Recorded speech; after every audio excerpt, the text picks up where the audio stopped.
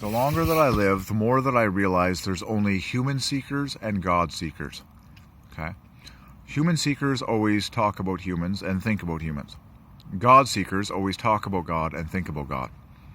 Period.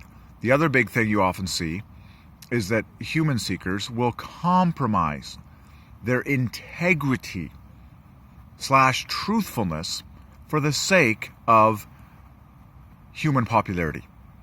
Okay? Fitting in, staying in, not being rejected, not being persecuted, not being cast out. On the contrary, God seekers are ruthless about integrity. They are the most integrity-centric people on the planet. They are ruthless about integrity and truthfulness.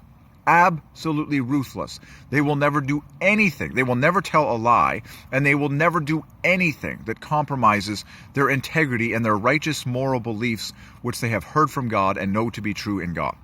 Even if it costs them every single human relationship in the world, even those with other Christians.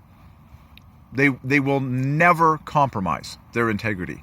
So that is one of the biggest signs, okay, that you will see as a difference between a human seeker and a God seeker, okay?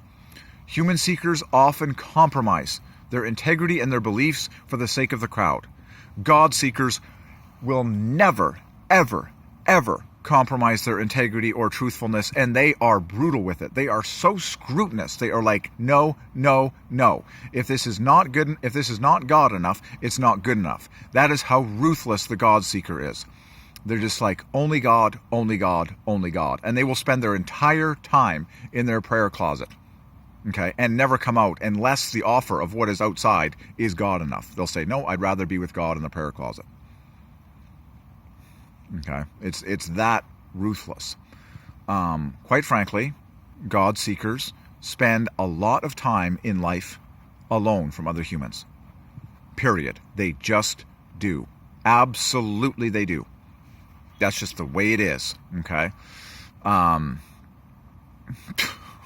just like, the longer that I live, the more I realize there's only human seekers and God seekers. This applies even to Christians, okay? There's a ton of Christians that just play the social club.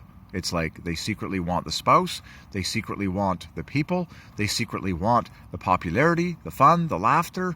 I'm like, do you really know God and his personal voice that well?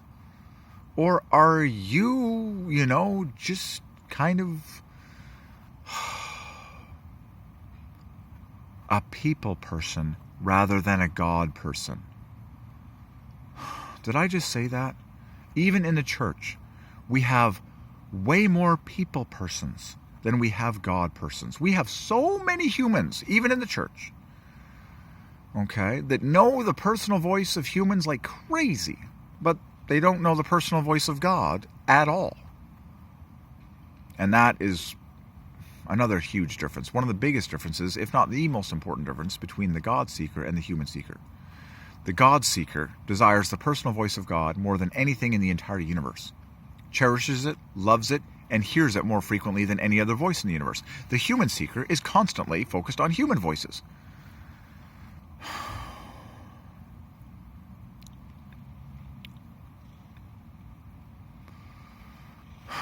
Sadly, the world today is astronomically full with a massive proportion of human seekers, and there are only a tiny handful of God seekers on the planet today.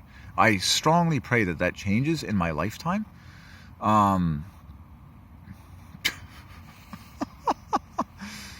Moses was a God seeker. Joshua was a God seeker. Daniel was a God seeker.